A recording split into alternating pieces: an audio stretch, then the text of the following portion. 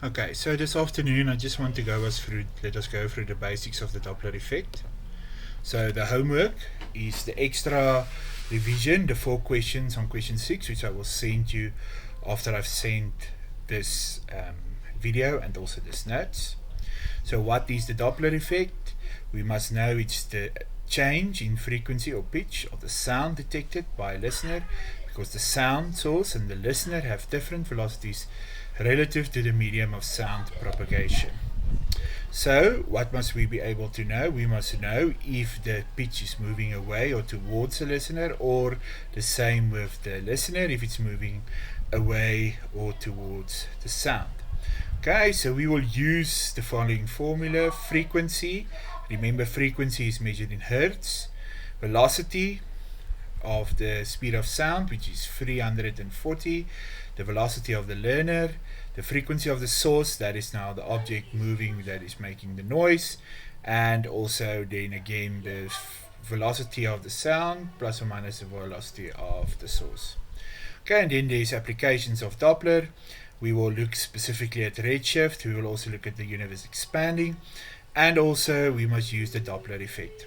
Okay, now before we can do the Doppler effect, there's 2 things that you've done in grade 10 and 11.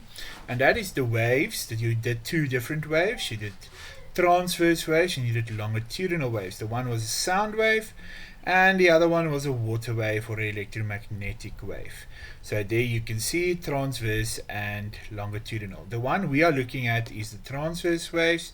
So what did we normally look at? We looked at the wave properties, the amplitude, the wavelength, the distance, the frequency. Remember, frequency is measured in hertz, wavelength measured in meters, and amplitude also normally measured in meters. And we saw that the frequency of the wave determines the energy. So if you have a high frequency, we have a high energy. Okay, what else did we learn in grade 10 and 11? We talked about the period. The period was the number of waves, the number of the time taken for the waves to one wave to be completed. The frequency, we took the number of waves that passes a point through a time, and the period is the time, just the inverse of that.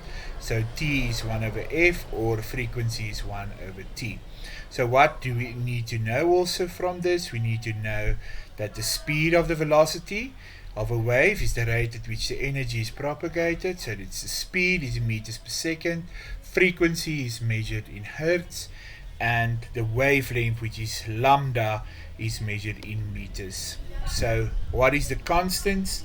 Speed of sound in air is 340. Speed of light in a vacuum, so light is moving at 3 times 10 to the power 18.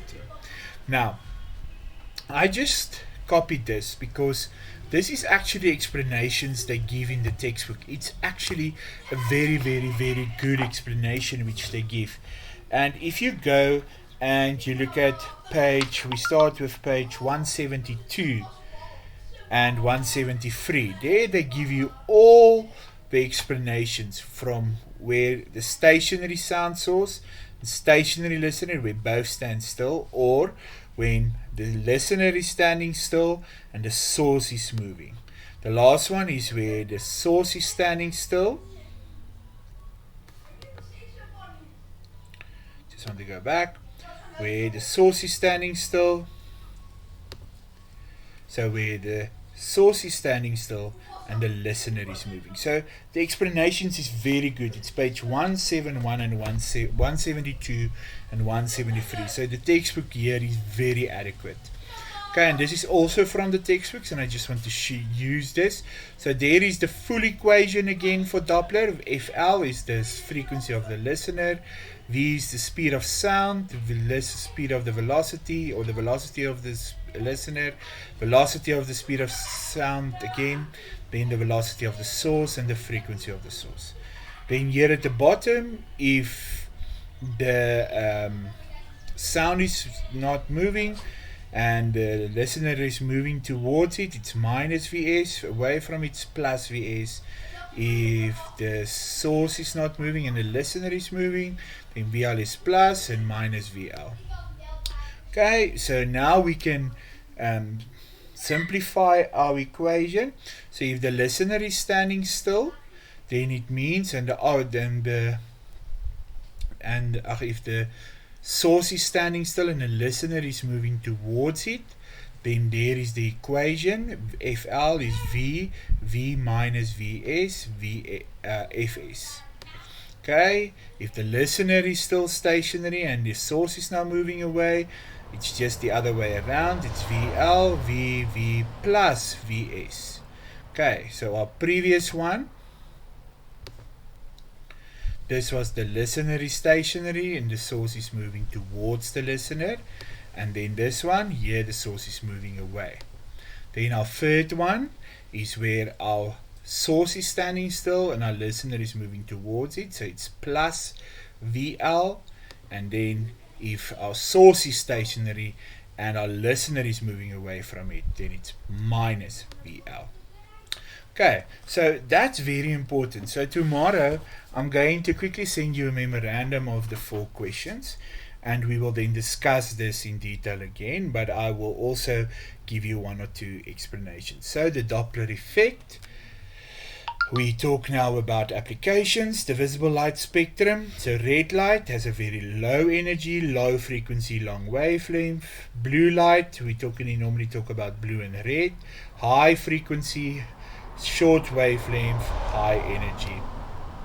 So the applications of the Doppler effect is the Doppler flow meter, where it measures the rate of blood flow. This is very important. Okay, also in your textbook this is very neatly described. And then applications of light. So this is to see if objects move towards or away from it. If it's moving towards it, it has a very long wavelength, so that is redshift. If it moves away from it, it is redshift, it's moving away from it, very long wavelength. And then a blue shift is where we have very high frequency and the object is moving towards the earth. So normally we want red shift, we do not want blue shift. Okay, so you can read through the whole PowerPoint presentation. Use your textbook here. Your textbook is very adequate. Look at the links that I sent you on Friday and also today. Very good explanations. Have a good day. So the homework is then the 4 extra questions I will send through with the video. Thank you and enjoy the afternoon.